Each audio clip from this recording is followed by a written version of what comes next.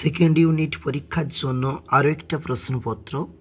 এটা রয়েছে ষষ্ঠ শ্রেণী গণিতের প্রশ্ন, যেখানে পূর্ণমান বলা রয়েছে 50, সময় রয়েছে 1 ঘন্টা 30 মিনিট। নিচের প্রশ্নের উত্তর দাও। 1 গুণ 10 বলে রয়েছে এই প্রশ্নপত্রে, যেখানে 1 নাম্বার করে রয়েছে এই প্রশ্নগুলির মান,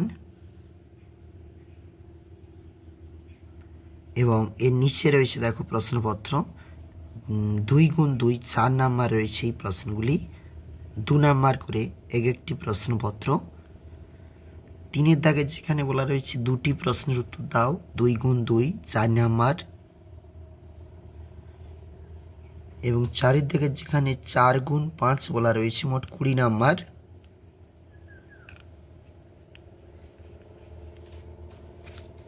পরের পেজটাতে চলে যাচ্ছি, এটা পরের পেজ।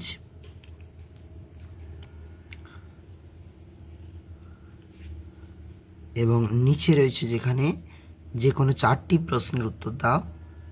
4 গুণ 2 8 নাম্বার রয়েছে, 2 নাম্বার করে।